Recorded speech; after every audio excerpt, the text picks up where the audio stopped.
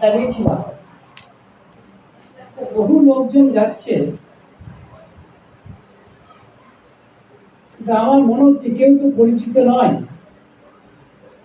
এই জন্য জোরে কেউ শুনতে পাচ্ছেন? কেউ শুনতে পাচ্ছেন?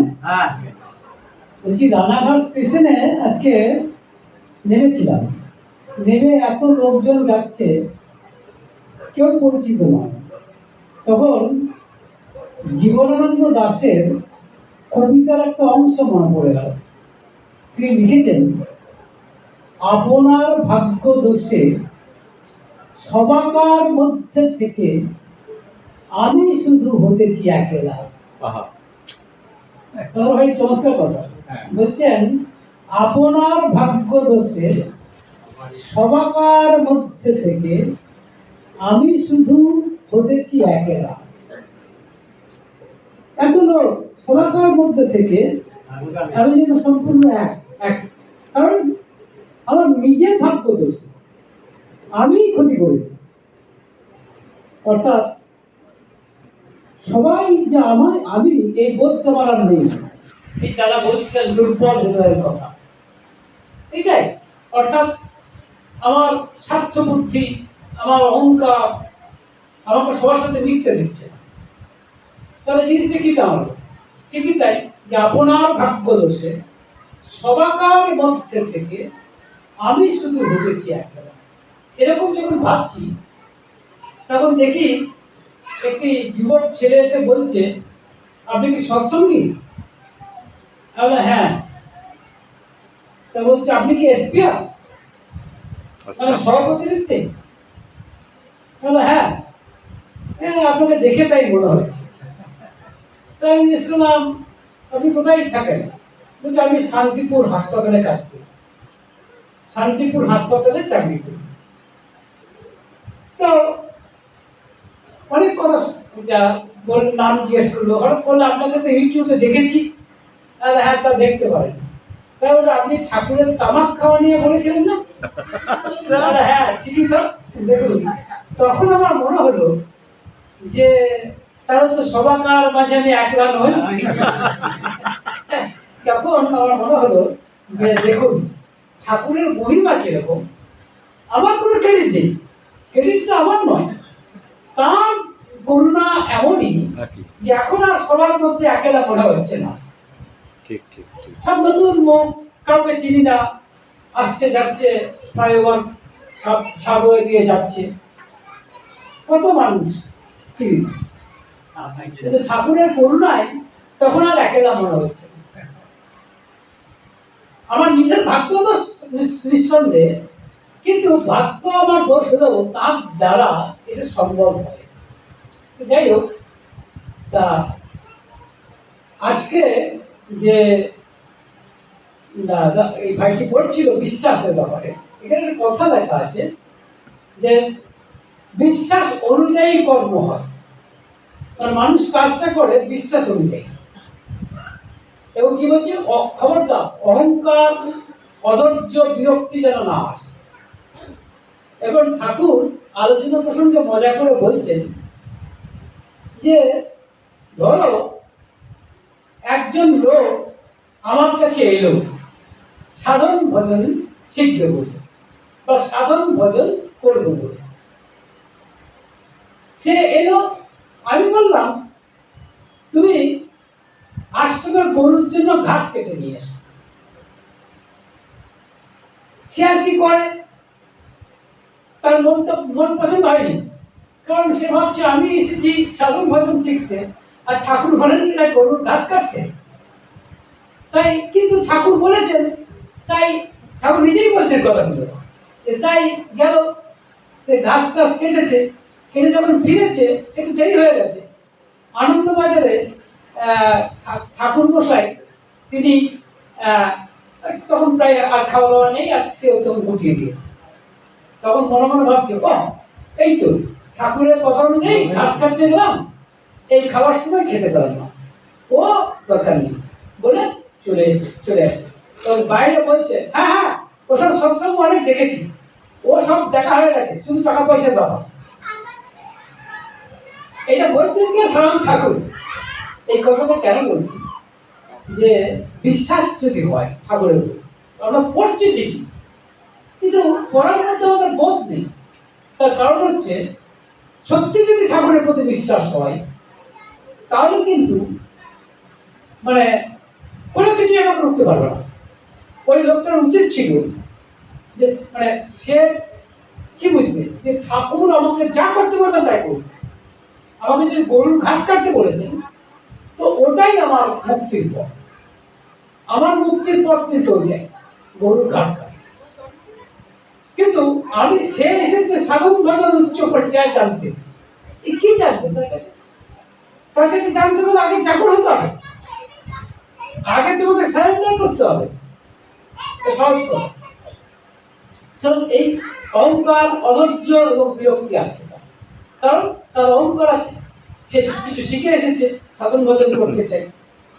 আর ঠাকুর সাধন ভজনের ধার দিয়ে না দিয়ে গরুর ঘাস কাটতে বলেছেন, তাকে রেগে গেছে। তাও বা যদি বা নিয়ে এলো, তাও আনন্দ বাজারে খেতে পারো না, আরো রাগ। বুঝতে পারছেন না? স্বাভাবিকভাবেই এটা বুঝতে হবে। কিন্তু যদি যে সত্যিকারের ভক্ত, তার এগুলো লাগবে না। যেমন অধ্যাপক পঞ্চানন সরকার, তিনি একজন অধ্যাপক এবং অত্যন্ত বিলাসী ছিলেন।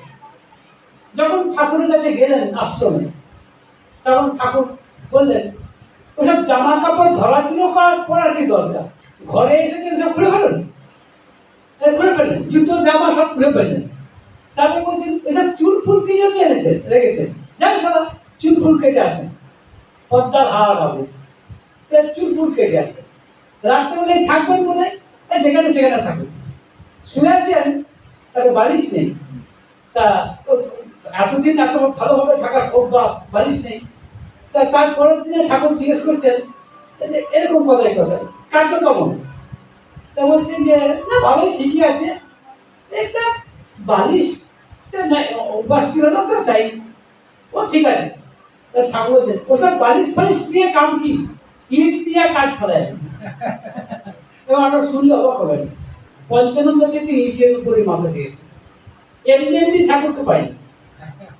কিন্তু আমার মতো আসলে কি করতাম, কত বাবা, আমি তো প্রফেসর, তো আমার কালকে ইটের মধ্যে ইটের উপরে শুধু শুনে রাখতে। কিন্তু ওটাই আমার ট্রিটমেন্ট। মুশকিল হচ্ছে ওইটাই আমার চিকিৎসা, বুঝতে পারি না, অসুবিধা হয়ে যায়। চিকিৎসা কিন্তু সেটাই, আমি না বুঝতে পারি। যেমন এক দাদা এসেছেন, তার রোগ টোগ আছে, নানান রকম রোগ হয়েছে। সে এসে ঠাকুরকে বলছেন, ঠাকুর আমার নানান রকম রোগ, এই জন্য আমি ঠিক মতো নাম ধ্যান করতে পারি না, তা আপনি ব্যবস্থা করেন, কি করা যায়? যেহেতু জানেন ঠাকুর ডাক্তার, নিজের তো পেশায় ডাক্তার ছিলেন ঠাকুর, তাই উনি ভেবেছেন ঠাকুর মনে হয় কোনো ওষুধপত্রের কথা বলছেন। তাই তিনি প্রশ্নটা কি রাখছেন, যে ঠাকুর আমার তো রোগ ব্যাধি অনেক, তা সেই জন্য নাম ধ্যান করতে পারি না, তাই কি করি? ঠাকুর বলছেন ওই নাম ধ্যানই করুন। তখন বলছে আগে নাম ধ্যানে সেরে যাবে? ঠাকুর তো ওটাই আপনার ওষুধ। বলে মানে তখন সংশয়, অবিশ্বাস হচ্ছে। ঠাকুরকে জিজ্ঞেস করছেন, ঠাকুর বলছে নাম ধ্যানে সেরে যাবে? ঠাকুর বলছে সমাজ করেই দেখেন না। তবে দেখুন এখানেও কি ব্যাপার, যাও বলতে এলো যে কারোর নাম ধ্যান করতে পারে না, ঠাকুর সেটাকেই ওষুধ হিসেবে দিলেন। সুতরাং তার ট্রিটমেন্ট কত সহজ নয় বোঝা, বৈশিষ্ট্য অনুযায়ী তার ট্রিটমেন্ট আলাদা। যেরকম ঠাকুরকে মানে ঠাকুরকে সবাই চিনতে পারেন, যেমন বুদ্ধদেব চট্টোপাধ্যায় বলে একজন পণ্ডিত মানুষ, তিনি বলছেন এই যে আপনার ভক্তরা আপনাকে পুরুষোত্তম বলে, এটা আপনার ভালো লাগে? এটা 19 খণ্ডে আছে আলোচনা, এটা আপনার ভালো লাগে? 1950 সালে। তখন ঠাকুর বলছেন না আমারও ভালো লাগে না, কিন্তু কি করবো, আমাকে যদি সালা বলতো তাতেই আমি কি করতাম। একেবারে ঠাকুরের কথাটাই বলছি আমি আপনাদের, আমি বানিয়ে কিছু বলছি না। তার শ্রদ্ধেয় কার্তিক দা অত্যন্ত পড়াশোনা করেন, তাহলে চালাকি চলবে না, চালাকি চলবে না, আমি বানিয়ে বলবো তার উপায় নেই, বুঝতে পারছেন? সেখানে ঠাকুর বলছেন যে আমারও ভালো লাগে না, কিন্তু ভাবি কি জানেন, আমাকে যদি সারাই করি তো তাই ভাবে কি করি। আর তাছাড়া মানুষ তো ইট পাথর থেকেও পুরুষোত্তমকে খোঁজে, ভগবানকে খোঁজে।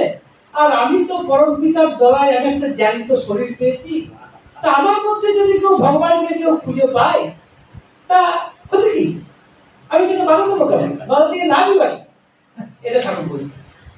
তখন তারপরে বলছেন, তাছাড়া কি ভাবি জানেন, আমার পূর্বপুরুষ হচ্ছে শাণ্ডিল্য ঋষি, তো তিনি তো ঠাকুরই ছিলেন, তার মাল কি আমার মধ্যে কিছু নেই? ঠাকুর বলছেন, তার মাল কি আমার মধ্যে কিছু নেই? তাই কেউ যদি আমার মধ্যে ভগবানকে টেনে বার করতে পারে তাহলে আমার বাধা দিয়ে লাভ কি? তখন একজন বলছেন যে, ও তাহলে এখন আপনার ভালো লাগে? ঠিক এই প্রশ্ন, বুঝলেন তো? এখন আপনার ভালো লাগে মানে প্রথম প্রথম লাগতো না, এখন আপনার ভালো লাগে। আমি এই কথাটা কেন বলছি, অনেকে মনে করে যে ধর্ম জগতে কোথায় গণতন্ত্র নেই। গণতন্ত্র কাকে বলে? যে আপনার ফ্রিডম অফ স্পিচ থাকে, অর্থাৎ আপনার বলার অধিকার থাকে, আপনি যা খুশি বলতে পারেন, আপনি চাইলে অনেক কিছু বলতে পারেন। কিন্তু সত্যিকার এখন গণতন্ত্র নেই। আপনি সত্যি কথা বলে দেখুন তো দেখি, বলতে পারবেন না, কিন্তু নামে গণতন্ত্র। কিন্তু ঠাকুরের কাছে লোকে কি বলে, ও গুরুদেবের ব্যাপার তো, ও গুরুদেবের কাছে তো গণতন্ত্র চলে না, তিনি যা বলবেন হয় মানতে হবে আর না হয় না মানতে হবে। তার মানে কিন্তু ঠাকুর কিন্তু সম্পূর্ণ গণতন্ত্র দিয়েছে, যে যা খুশি বলছে ঠাকুর, ঠাকুর কিন্তু রাগ করছেন না। এই যে দাদা বলছেন যে ও তাহলে এখন ভালো লাগে, অর্থাৎ আগে হয়তো আপনার অস্বস্তি হইতো কেউ পুরুষোত্তম বললে, কারণ আমরা কি বলি, বন্দে পুরুষোত্তম বলি তো, আগে অস্বস্তি হতো আর এখন তাহলে ভালোই লাগে। তখন ঠাকুর বলছেন, হ্যাঁ ভালো লাগে পূর্বপুরুষের কথা স্মরণ করে। কিরকম উত্তরটা দিলে দেখো, বলছেন হ্যাঁ ভালো লাগে পূর্বপুরুষের কথা স্মরণ করে। আমার মতে আভিজাত্য বোধ থাকাটা ভালো। ঠাকুর বলছে আভিজাত্য বোধ থাকাটা ভালো, তবে তাতে করে যদি অন্যকে ছোট করে কেউ ভাবে তাহলে কিন্তু লাভ নেই। আমাকে ভগবান কয় যে আমি ভাবি সেও ভগবান, তাকেই আমি ছোট থাকতে দেবো কেন? তার মতো করে আমি লম্বা করে টেনে টানবো, এটা ঠাকুর বলছে। ইনফ্যাক্ট এটা নিয়ে আরেকটা কথাও আছে, অনেকে ঠাকুরকে থেকে প্রণাম করতেন, ঠাকুর উত্তর দিচ্ছেন, আর ঠাকুরও কিন্তু প্রতি প্রণাম করতেন। ঠাকুরকে কেউ প্রণাম করলে ঠাকুর প্রতি প্রণাম করতেন। তখন একজন বলছেন যে আমরা তো আপনাকে ভগবান জ্ঞানে প্রণাম করি, আপনি আমাকে প্রণাম করেন কেন? ঠাকুর উত্তর করছেন, তোমরা আমাকে যা ভেবে প্রণাম করো, আমিও তোমাদের মধ্যে তাকে দেখেই প্রণাম করি। এই যে ঠাকুর, সুতরাং তিনি এত মানে নর্মাল। যেমন একজন জিজ্ঞেস করছেন, সেও কথার মধ্যে বিদ্রুপ আছে, বলছে বিভিন্ন জায়গাতে তো অনেককে সৎ বলে পরিচয় দেয়, সৎ বলে মহাপুরুষ মানে সাধক পুরুষ এই বলে পরিচয় দেয়, কিন্তু কে প্রকৃত তা বুঝবো কি করে? এটা সত্যি কথা। কারণ বহু লোক তো নিজেকে সাধক পুরুষ ভাবে, মহাপুরুষ ভাবে, হ্যাঁ, কেউ তান্ত্রিক, সে নাকি হাজার জিনিস জানে, ইত্যাদি ইত্যাদি, হ্যাঁ, কত রকমের কারবার জিনিস। আর আজকালকার দিনে তো মানে ধর্মের নামে অভাবের চূড়ান্ত চলে, ধর্মের নামে মানুষ একটা ঘেন্না পায়, ধর্মের কথা বললেই মানুষ ঘেন্না পায়, এই ধান্দা পাচ্ছে। কারণ ধান্দাবাজি এসে গেছে, প্রশ্ন করার কোনো জায়গা নেই, কিন্তু তাই বলে ধর্মটা মিথ্যা হয়ে যায় না। যাই হোক, ঠাকুর তো বলছেন যে অনেকেই তো সন্ত বলে পরিচয় দেয়, তা কে প্রকৃত তা বুঝবো কি? ঠাকুর বলছেন কে কি আমি জানি না, কে কি আমি জানি না। আমার মনে হয় আমি কোনো পুঁথি টুথি পড়িনি, কোনো সাধু সঙ্গ করিনি, মার কাছ থেকে হুজুর মহারাজের বাণী নিয়ে যতটা পেরেছি সাধনা করেছি, যা জানি তাই মানুষকে বলি, তাতে যদি মানুষের উপকার হয় হোক, না হলেও আমার কিছু বলার নেই। তবে যা জেনেছি তা কিন্তু প্রত্যক্ষভাবে জেনেছি, আর যা জানি তাই বলি, অভিজ্ঞতার বাইরে কিছু বলি না। দেখুন কত স্পষ্ট, কেন কথাটা বলছেন আমাদেরকে যে আপনারা যেসব ওই যে তান্ত্রিকের কথা বলছেন বা সাধক পুরুষের কথা বলছেন বা বিভিন্ন মহাপুরুষ, তারা কিন্তু অনুশীলন করেছে, প্র্যাকটিস করেছে, তাহলে হয়নি। এই যে দাদা গান গাইলেন, এই ওনার একদম মানে কি বলবো সাজানো গলা, সে একদিনে হয়েছে? একদিনে তো হয়নি, প্র্যাকটিস করেছে। থ্রু প্র্যাকটিস, অভ্যাস করতে করতে এই জায়গায় এসেছে। কিন্তু জন্ম জন্ম সংগীত হয়তো তিনি নন, তার মধ্যে কোয়ালিটি থাকতে পারে, কিন্তু তাকে সাধন ভজন করতে হবে। ঠাকুর কিছুই করে। ঠাকুর কি বলছেন? আমি বলছেন আমি পুঁথিপত্র পড়িনি, আমি সাধু সঙ্গ করি। আমি দেখাতে পারবেন? দেখাতে পারবেন কোন মহাপুরুষকে, কোন আধ্যাত্মিক পুরুষকে যিনি সাধু সঙ্গ করেননি? ঠাকুর কিন্তু করেননি। তা সত্ত্বেও তিনি এত জানবেন কি করে? তার কারণ তিনি জেনেই নেমেছে। কথা বুঝতে পারছেন? তার সব জানা, সবকিছু তার জানার মতো, কোনটাই তার জানার বাইরে। সুতরাং এমন লোকই তো গুরু হওয়ার উপযুক্ত। তাই ঠাকুর বলছেন, ঠাকুরের কথাটা বলছেন সদ্গুরু দু রকমের হয়। সদ্গুরু দু রকম হয়। একরকম হচ্ছে যারা তপশ্চর্যা করে বস্তু লাভ করে, একটু আগে যেটা বললাম, অর্থাৎ সাধন ভজন করে প্র্যাকটিস করে যারা বস্তু লাভ করে। আর এক সদ্গুরু যিনি উপর থেকে অবতরণ করেন, তিনি উপর থেকে অবতরণ, অর্থাৎ তার কিন্তু কোনো প্র্যাকটিসের প্রয়োজন হয় না। একজন যেমন আজকে দীক্ষা হয়েছে এই মায়ের, বাচ্চা মায়ের, এবং অনেকেই বলে থাকে প্রথমে কুলগুরু দীক্ষা দিতে হয় ইত্যাদি ইত্যাদি, কুলগুরু দীক্ষা দিলে ক্ষতি কি? এরকম একটি প্রশ্ন করছেন বাউল দাদা বলে একজন দাদা, ওই 19 খণ্ডে ঠাকুরকে বলছেন আমরা যদি কুলগুরুর কাছে শ্রদ্ধা রেখে চলি তাহলে আমাদের হবে না। অর্থাৎ প্রশ্নটা এরকম যে কুলগুরুর কাছে কেউ যদি দীক্ষা নেয় তাহলে কি তার আধ্যাত্মিক উন্নতি হবে না? ও ঠাকুর উত্তর দিচ্ছেন পরিষ্কার, স্ট্রেট কাট অ্যান্সার। ঠাকুর কোনো লুকোছাপা নেই, কোনো ধোঁয়াশা নেই, কোনো কুয়াশা নেই, স্পষ্ট প্রশ্নে অ্যান্সার। ঠাকুর উত্তর দিচ্ছেন যে কোনোদিন স্কুলেই গেল না, সে যদি এমএ ক্লাসে পড়াতে আসে তার যে অবস্থা হয় তাই হবে। যার অনুভব নাই, যার চরিত্র নাই, সে যদি গুরুর আসনে বসে তাহলে সমূহ বিপদ। এটা বুঝে নিতে হবে। তাহলে বলছেন যার অনুভব নাই, যার চরিত্র নাই, সে যদি গুরুর আসনে এসে বসে তাহলে সমূহ বিপদ। সুতরাং গুরু করার ব্যাপারে আমাদের সাবধান থাকতে হবে। মুশকিল কি জানেন, আধ্যাত্মিক ব্যাপারে আমরা ভীষণভাবে মানে নেগলেক্ট, ব্যাপারটাকে সবচেয়ে বেশি নেগলেক্ট। যেমন আজকালকার দিনে দেখবেন সব থেকে বেশি নেগলেক্ট করি কাকে জানেন? বিয়েটাকে। যে যা খুশি বিয়ে করতে পারে। এই যে এখন আইন হয়েছে 19 বছর হলে না কত বছর বয়স হলে হতে পারে, কত এডাল্ট হলেই হতে পারে। ঠাকুরকে এরকম কথা জিজ্ঞেস করা হয়েছিল। ঠাকুরকে জিজ্ঞেস করা হয়েছিল যে এটা আপনি কেন বলেন, এর সঙ্গে বিয়ে হবে, অবশ্যই যার সঙ্গে যার বিয়ে হতে পারে। ঠাকুর বলছেন যে দাদার সাথে বিয়ে হলেই তখন স্ট্রেট কাট কথা ঠাকুরের, যে একটা মানুষের সঙ্গে যদি দাদার বিয়ে হয় তাই বা হবে কি না, এটা কি করে হয়? দাদা আর মানুষ এক নয়, আরেকটা এরকম বক্তব্য। এত যখন উদার হতে পেরেছো তাহলে গাধা পর্যন্ত উদার হয়ে যাও। এটা ঠাকুর বলেননি, এটা আমি বলছি। অর্থাৎ আমি বলতে চাইছি যার সঙ্গে যার বিয়ে থা যদি হয়, এটা যদি সত্য হয় তাহলে অসুবিধা কি আছে? কারণ এখন কি বলছে যে মানে কোনো ব্যাপার না, মাপটা ভালোবাসা থাকলেই হলো। তুই ভালোবাসা কি বুঝিস? ভালোবাসা শুধু শরীর ভালোবাসার কি মূল্য আছে? বেশিরভাগ ক্ষেত্রেই শরীর ভালোবাসা। যাই হোক, তারা বোঝে না। ঠিক সেরকম আধ্যাত্মিক পথটাকে আমরা কিন্তু ভীষণ রকমের নেবেন। যেরকম শুনেছি দীক্ষা নিতে হয়, ঠিক আছে, কে দীক্ষা দিচ্ছ? আচ্ছা ঠিক আছে, নিয়ে রাখবো, বিপদ আপদ থেকে রক্ষা পাবো হয়তো ইত্যাদি। কোনো অর্থাৎ সব থেকে কম গুরুত্ব দেয়, অথচ যেটাকে সব থেকে বেশি গুরুত্ব দেওয়ার কথা সেইটাকেই গুরুত্ব দেয় সব থেকে কম। ফলে সদ্গুরু নির্বাচন করতে যায়।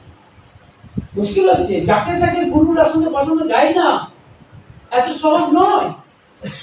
যেমন ধরুন, হয়তো শুনতে খারাপ লাগতে পারে, ঠাকুরের মৃত্যুর পর তার বংশধরেরা গুরু নয়, হতেই পারে না। এটা এত সহজ নয়। পুরুষোত্তমের বংশধররা পুরুষোত্তম হলে তা হয় না। তা যদি হতো তাহলে রামচন্দ্রের ছেলে লবকুশ গুরু হতো, তাহলে ভগবান শ্রীকৃষ্ণের ছেলে প্রদ্যুম্ন গুরু হতো, তাহলে বুদ্ধদেবের ছেলে রাহুল গুরু হতো, হয়নি তো?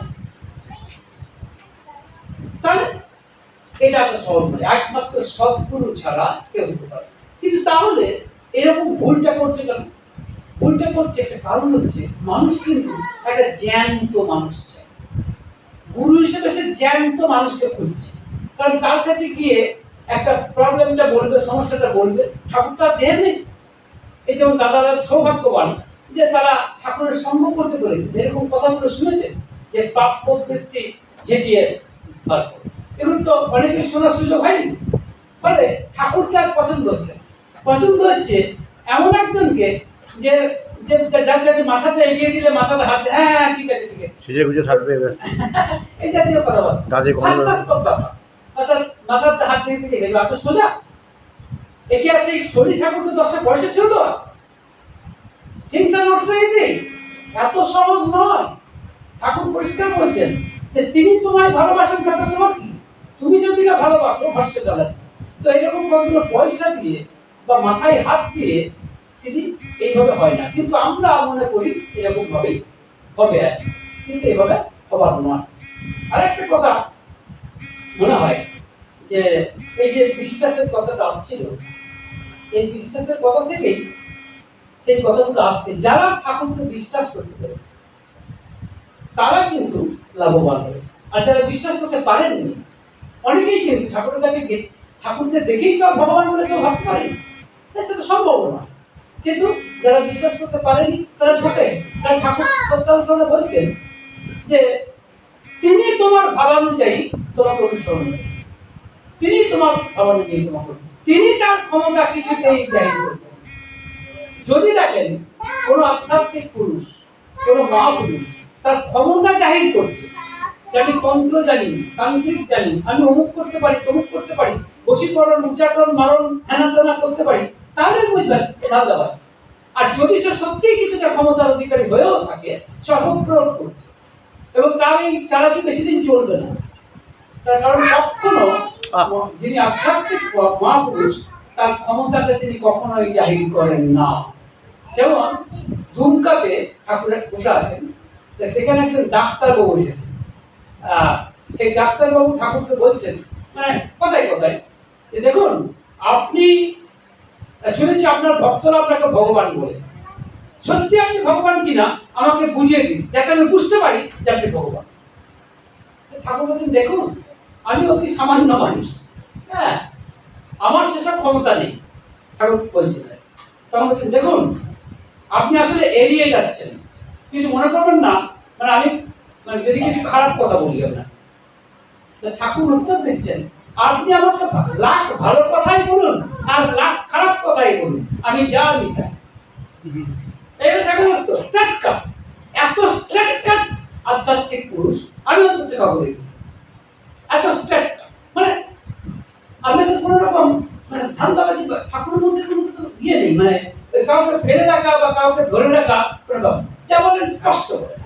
এইখানে ঠাকুরের একটা আমার কাছে বারবার মনে হয়েছে এটা ভীষণ রকমের ইয়ে, আর যা বলেন তা সত্য বলেন, মহাসত্যকে তিনি উদ্ঘাটন করেন, যেটা আমরা বুঝতে পারি, আমরা জানি অথচ বুঝতে পারি। কিরকম? এই ধুমকাতে একজন দাদা এসেছেন, বয়স্ক তিনি এসেছেন, এসে বসেছেন। ঠাকুরের যারা সেবক রয়েছে তারা জিজ্ঞাসা করছেন, আপনি কি কিছু জিজ্ঞাসা করবেন ঠাকুরকে? তা বৃদ্ধ বলছেন, না জীবনে তো অনেক দেখলাম, এই বলছেন। আর অর্থাৎ বলতে চাইছেন আসল কথাটা যে আর জীবনে অনেক হলো, বয়স হয়েছে, এবার একটা ভালো মৃত্যু হলেই হয়, আর এটাই বলতে চাই। দেখুন এই যে সে মনে করছে, এটা কিন্তু বেশিরভাগ লোক 100-তে 100 জনকে বলুন, 100-তে 100 জন করবে, ও ভদ্রলোক তো ঠিকই বলছে, ঠিকই তো বলছে। কারণ ভদ্রলোক বলতে চাইছে যে আমি যেন বিছানায় পেচ্ছাপ পায়খানা করে মরে না যাই। অর্থাৎ আমি যদি মানে কেউ যদি আমাকে এরকম কথা শোনাবে দেখবার জন্য, বা প্যারালিসিস হয়ে পড়ে থাকলাম, হ্যাঁ, আমাকে কথা শুনবে, এটা যেন না হয়। হঠাৎ করে কোনো একটা লোক বলে টুক করে হার্ট অ্যাটাক করে মারা গেল। এটাই চাইছে। এটা আপাতভাবে মনে হয় ঠিকই তো বলছে, অন্যায় তো কিছু বলছে না, যে বয়স হয়েছে এবার যদি একটা ভালো মৃত্যু হয়, ভুল কথাটাই ভুল। এই সত্যগুলো বুঝতে পারা যায় আধ্যাত্মিক পুরুষের কাছে, তাই না? তিনি বলছেন, দেখুন দাদা, আমরা কিন্তু বুড়ো বয়সেও শিশুই থাকি, জীবনকে বিদায় দিতে চাই না, দিও না, দিয়েছি বলে ডিসিভ করতে পারি না। ঠাকুর জানেন তো, একটা ইংরেজি কথা বলি, ডিসিভ মানে ধাপ্পা দিতে পারি না, কত বড় কথা, চমকে দেয়, চমকে দেওয়া মনে করে। যখন সে বলছে, মানে বলছেন যে বৃদ্ধ মানুষ যে বলছে আমার জীবনের দরকার নেই, এবার একটা মৃত্যু হলেই হয়, সে কিন্তু নিজেকে ধাপ্পা দিচ্ছে। ঠিক তাই ঠাকুর বলছেন যে জীবনকে বিদায় দিতে আমরা চাই না, দিও না, দিও না, কিন্তু দিয়েছি বলে ধাপ্পা দিতে পারি না। কাকে ধাপ্পা দিচ্ছি? নিজেকেই ধাপ্পা দিচ্ছি। তখনই দাদা ভয় পেয়ে গেছে, ভয় পাই কি করবো? তাহলে বলছেন ঈশ্বরের নাম করুন, নিজের নাম করতে বলেননি কিন্তু সব। দেখুন ঠাকুর কখনোই কিন্তু কাউকে বলেননি যে নিজে নাম কর। এটা একটা কথা কিন্তু জানেন, ঠাকুর ঋত্বিকদের বলতেন যে দীক্ষা নেবার কথা লক্ষ্য করিস না, তোর ব্যবহারে, তোর আচারে লোকে নিজের থেকে বলবে যখন, তখন দীক্ষা। ঠাকুর কিন্তু বাবার এই কথা বলছেন, বাবা ঠাকুর কখনোই বলেননি এই লোককে বল দীক্ষা দে, দীক্ষা নিয়ে না অমুক হয়ে যাবে, তমুক হয়ে যাবে, লটারি পেয়ে যাবে, হেরাতো না, তাই কথা। এমন হতেই পারে যে দীক্ষা নেওয়ার পর আপনার ঝামেলা বেড়ে যাবে।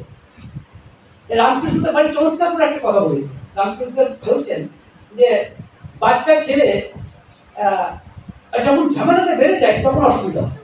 কারণ ধরুন দীক্ষা নিল, দীক্ষা নিয়ে এসে শুনেছে ও ঠাকুরের দীক্ষা নিলে অনেক অসুবিধা ভালো হয়ে যায়, অনেক সমস্যা সমাধান হয়ে যায়, আর আবার কিনা উল্টো হয়ে গেল, হ্যাঁ, আবার সমস্যা আরো জড়ো হয়ে গেল, তাহলে কিরকম হলো মাঝখান থেকে। এইখানে রামকৃষ্ণ বলছেন যে মা কিন্তু একটা বাচ্চা ছেলেকে, বাচ্চা ছেলে যখন খুব দস্যিপনা করে বা এই করে, মা কিন্তু বাচ্চা ছেলেটাকে চপটে ভাত, রাগের মাথায় কখনো কখনো চপটে ভাত। তো ছেলেটা কিন্তু অবাক হয়ে যায়, দেখি মা আমাকে মারলো, সে ভাবতে পারবে না। তার পরম আশ্রয়, তার একান্ত আশ্রয় হচ্ছে তার মা। মায়ের কাছে তার যাবতীয় আবদার, যাবতীয় যত কিছু। তো মা যখন মারছে তখন সে ব্যাপারটা প্রাথমিক অবস্থায় অবাক হয়ে যায়, এবং অবাক হয়ে ভাবে এই মায়ের এরকম করছে না, হতবুদ্ধ হয়ে যায়, যেটাকে বলে মানে নার্ভাস হয়ে যায়। কিন্তু তারপরে কি হয়, রামকৃষ্ণ কিরকম দেখেছেন দেখুন জিনিসটা, তারা কিরকম লক্ষ্য রাখেন বলছেন। তারপরে দেখা যায় সে জোরালো ভাবে কেঁদে মাকেই দুহাতে চড়িয়ে দেবে। বাচ্চা ছেলে দেখবেন যে খুব ইন্টারেস্টিং ব্যাপার, কিন্তু সে কিন্তু মা হয়তো জোরে মেরেছে কোনো কারণে, রাগের বসে, স্বাভাবিক, অনেকক্ষণ ধরে দোষী করা করছি, মায়ের হয়তো কাজ আছে, রাগের মাথায় জোরালো ভাবে দুটো চপড়া লাগছে, বাচ্চাটা চমকে গেছে, মা মেরেছে, হ্যাঁ। কিন্তু তারপরে বাচ্চারা কি করে, বাচ্চার স্বাভাবিক প্রবৃত্তি হচ্ছে মাকেই জড়িয়ে ধরে। তাই ঠাকুর রামকৃষ্ণ বলছেন যে তখন মানে যখন সমস্যা আসবে তখন আরো বেশি করে নাম নাম মানে তাকে জড়িয়ে দেওয়া। এটাই কথা, কিন্তু এটা খুব দামি কথা। যে ধরুন আমরা দীক্ষা নিই, কিন্তু দীক্ষা নিয়ে কিছু সমস্যা আসতে পারে। কেন সমস্যা আসে বলুন তো, বলুন তো কেন সমস্যা আসে? তার কারণ একটু আগে দাদা দুর্বলতার কথা বলছে, ওই দুর্বলতার চ্যাপ্টারে একটা কথা লেখা আছে যে ওই দুর্বলতা যদি না যায় তাহলে মানে ভিতরে, মনের ভিতরে বলদে হাতই করে না, বলদে হাতই করে না। কারণ ব্যাপারটা কি, ওই ঢেকে যায়। আপনারা আগেকার দিনে হলে দেখতে পেতেন যে কালির দোয়াত আছে, সে দোয়াতে না কালি রাখা হতো, কালি রাখে মানুষ, রাখতে রাখতে মানুষের শুকিয়ে যেত কালিটা, দিয়ে কালিটাকে কালির দোয়াতটাকে মানে পরিষ্কার করতে হতো। পরিষ্কার করতে গিয়ে বিপদ, সাংঘাতিক বিপদ হতো। তার কারণ কি, দীর্ঘদিন ধরে কালি জমতে জমতে জমতে জমতে ওদের জমা গেছে। এবার যখন পরিষ্কার করছে জল দিয়ে, তত বেশি কালো কালি বেরোচ্ছে, যত পরিষ্কার করছে তত কালো বেরোচ্ছে। চমকে যায় মানুষ। ঠিক সেটা যদি সত্যিকার ঠাকুরকে যখন ধরে মানুষ, সত্যিকার ধরা বলছে, তখন কিন্তু তার বিপদ বাড়বে। আর তখনই মানে বিপদ কারণকে আরো জড়িয়ে, এই যে ওষুধও কিন্তু তাই, হোমিওপ্যাথি ওষুধের মতো অনেক ক্ষেত্রে, অনেক সব ক্ষেত্রে বলছি না, কিছু কিছু হোমিওপ্যাথিক ওষুধ শোনা যায় যে খেলে নাকি অসুখটা বেড়ে যায়, বলা হয়, কিন্তু খেতে খেতে ওইটাই কিন্তু ওষুধ। ঠিক সেরকম ব্যাপারটা এরকম যে বিপদ কারণকেই সেক্ষেত্রে জোরালো ভাবে আপনাকে ধরতে হবে। কিন্তু কথা হচ্ছে কি, ঠাকুর কিন্তু এমনিতে কিন্তু খুব নরম সরম মানুষ, অত্যন্ত সহানুভূতিশীল যাকে বলে। যেমন এক দাদা চারুচন্দ্র সরকার বলে নাম, তার কিরকম করুণা দেখুন মানুষের প্রতি। কিন্তু তার যখন তার রীতিনীতি মেনে চলবেন তখন কিন্তু কঠিন আছে। তখন আর ঠাকুরকে খালি খালি গায়ে থাকা ওই একটা মাত্র ধুতি পরা লোক দেখলে খুব ভুলে যাবে। কিন্তু ঠাকুরের রাস্তা কিন্তু আর সহজ নয়। হ্যাঁ, রাস্তায় চলার মধ্যে খুব বিপদ আছে। তা যদি না হতো তাহলে এত বাড়ি ঠাকুর দিতেন না। এত বাড়ি রপ্তানি করলেন কেন? এক চুল যেতে ভুল নয়, তার মানে ঘুরাবার সম্ভাবনা আছে। যাই হোক, কেন বলছি, তিনি এমনিতে কিন্তু ভীষণ রকমের সহানুভূতি, কিন্তু তার আইন মানতে হয়। তখন এই জিনিসটা দেখে সদ্য প্রফুল্লতা ঠাকুরকে একটা কথা জিজ্ঞাসা করছে যে ঠাকুর কি, আচ্ছা আধ্যাত্মিক মহাপুরুষরা দেখা যায় তারা কিন্তু এমনিতে খুব দয়াল, মানুষের প্রতি অত্যন্ত সহানুভূতিশীল, অত্যন্ত দয়াল, কিন্তু তার রীতিনীতি যদি না মানা হয় তখন সে অর্থাৎ তার রীতিনীতি না মানলেই যত বিপদ। এটা হয় কেন? এমন করা যায় না যে মানে আধ্যাত্মিক জগতে কোনো গণতান্ত্রিকরণ করা যায় না, মানে মোটামুটি যা করবে আচ্ছা ঠিক আছে ঠিক আছে। এই যেরকম ধরুন হয়তো আমি কথা বলছি, কেউ দীক্ষা নিয়েছে, এবার কি করছে, বলছি যে আচ্ছা কি হয়েছে না, আজকে গরু খেয়েছি, তাই না, করছে গরু খাও, ও দীক্ষা নিলে ঠিক হয়েছে। এটা মানে গণতান্ত্রিক, যেটা খুশি করো, বুঝতে পারছেন তো, কোনো অসুবিধা নেই। এটা হচ্ছে গণতন্ত্র। আধ্যাত্মিক এই প্রশ্নটা জিজ্ঞেস করছেন, কারণ এটা দেখবেন লক্ষ্য করে যে সাধন ভজনের জগতে এটা হয়। কি হয় জানেন, আজকাল বহু তথাকথিত চালবাজ কিছু ধর্মগুরু, তারা কি বলে, ও করে হয়নি, তুমি আমার নামটা নিয়ে নাও তাহলেই হবে, দীক্ষা নিয়ে নাও, ও সব ঠিক আছে। কি খাও, গরু খাচ্ছ, ঠিক আছে, কোনো ব্যাপার না। মদ খাচ্ছ, আরে কি আছে, কোনো ব্যাপার না, আজকাল তো চলতে গেলে খেতেই হয়, কোনো ব্যাপার না, সব ঠিক হয়ে যাবে, সব ঠিক হয়ে যাবে। অর্থাৎ আধ্যাত্মিকতার মধ্যে গণতন্ত্রীকরণ আনা যায় কিনা, যেটা খুশি করবে, আপনি তো দয়াল, আপনি তো সহানুভূতিশীল, আপনি মাফ করে দেবেন, এরকম একটা ধারণা। তখন ঠাকুর বলছেন বিজ্ঞানের গণতন্ত্রীকরণ হয়। সত্যটা কিরকম চমৎকার, বলছেন বিজ্ঞানের গণতন্ত্রীকরণ হয়। ধরো তুমি কাঠ জ্বালিয়ে রান্না করবে, ঠাকুর কি সুন্দর উদাহরণ দিচ্ছে, বলছেন ধরো তুমি কাঠ জ্বালিয়ে রান্না করবে, কারণ কাঠটা যদি না জ্বলে তাহলে কার ক্ষতি? অর্থাৎ কারণ কাঠকে জ্বালালে জ্বলে, এটা হচ্ছে বিজ্ঞান, এটা তো বিজ্ঞান। বিজ্ঞান মানে কি, শুকনো কাঠকে জ্বালালে কাঠটা জ্বলবে। কিন্তু আমি চাইছি গণতান্ত্রিক যা খুশি হোক, বুঝতে পারছেন, আমি চাইছি আরে সবসময় শুকনো কাঠ জ্বলবে কেন? আরে ভাই তুমি একবার ছেড়ে যাও, কথা বুঝতে পারছেন, তা ছেড়েই গেল না হয়। ঠাকুর বলছেন ধরো তুমি কাঠ দিয়ে রান্না করবে, কাঠটা জ্বললো না, যদি না জ্বলে তাহলে ক্ষতিটা কার, লসটা কার? তোমার। কারণ তুমি এই ধারণা করে যে রান্না করছো যে কাঠটা জ্বালালে জ্বলবে, কিন্তু কাঠ যদি না জ্বলে, অর্থাৎ বিজ্ঞানের যদি গণতন্ত্রীকরণ হয়, বিজ্ঞান যদি ফেল করে যায়, তাহলে লসটা কার? তাই ঠাকুর বলছেন আধ্যাত্মিকতা একটা বিজ্ঞান, এটা আন্দাজি ব্যাপার নয়। যেটা অর্থাৎ সাধারণভাবে কি মনে করে, তাই তো ভগবান আছে কি না আছে কে জানে, এটা একটা মনে করে। হ্যাঁ, এ থাকতেও পারে নাও থাকতে পারে, ওই সব তো আন্দাজের উপরে, সব তো বিশ্বাসের উপরে এই ধরনের কথাবার্তা বলে দিই, তা নয়, সবটা তা নয়। ঠাকুর বলছেন আধ্যাত্মিকতা হচ্ছে একটা বিজ্ঞান, একটা সায়েন্স, সায়েন্সের অনুযায়ী চলতে হবে। অর্থাৎ তার রীতিনীতিতে তিনি যেভাবে চলতে বলেছেন, তাতে যদি বিচ্ছুরি হবে তাহলে কিন্তু অসুবিধা হবে, কিছু করার নেই। কিন্তু যদি এটা ভেবে থাকে ও বাবা তাহলে বরং ঠাকুরের দীক্ষা নেবো না, তার চেয়ে মোটামুটি করে ভালো আছে, বুঝতে পারছেন?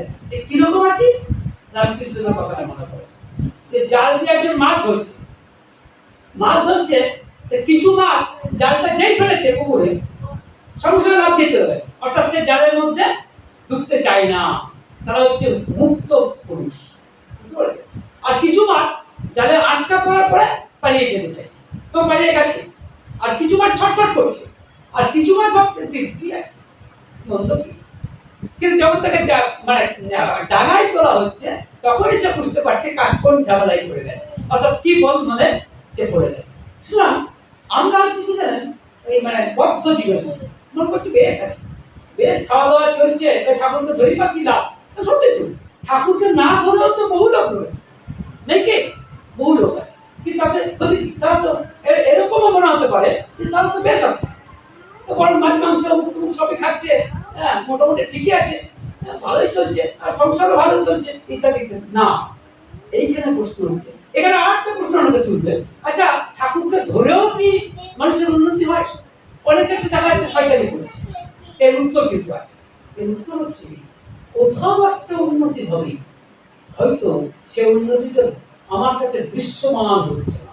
অনেকটা কিরকম কথা বলে যে ধরো ঘুমের মধ্যে কেউ একতলায় শুয়ে আছে, তাকে ঘুমের মধ্যে দোতলায় তুলে দেওয়া হবে, সে বুঝতে পারবে, কিন্তু সে দোতলায় উঠেছে, সে কিন্তু দোতলায় উঠেছে। ঠিক সেরকম ঠাকুর অনুকূল চন্দ্রের যিনি দীক্ষা নেবেন তার কোনো উপকারই হবে না এই যদি কেউ ভেবে থেকে মূর্খের সঙ্গে হতে পারে, সেটা দৃশ্যমান নয়, কিন্তু যাই হোক আমি সময়ের দিকে তাকে আর সময়টা বলবেন দাদা, কারণ কার্তিকদা আছেন, কার্তিকদা বলবেন।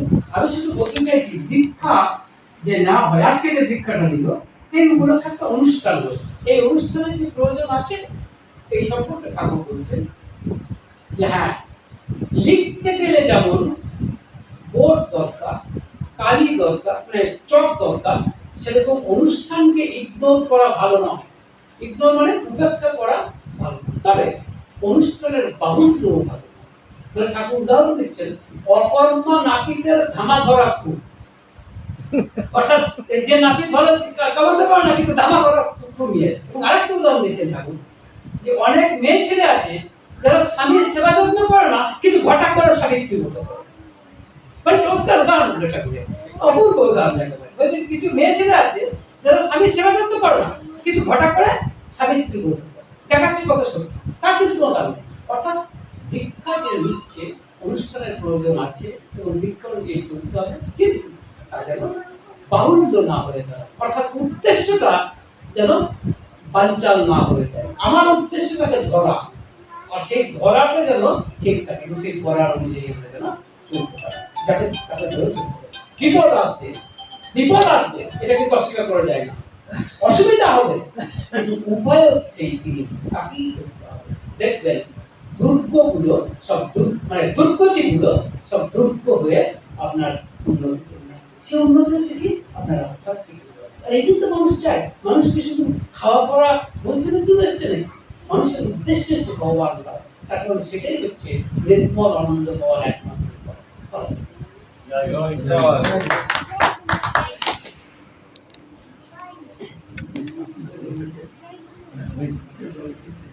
All right, then.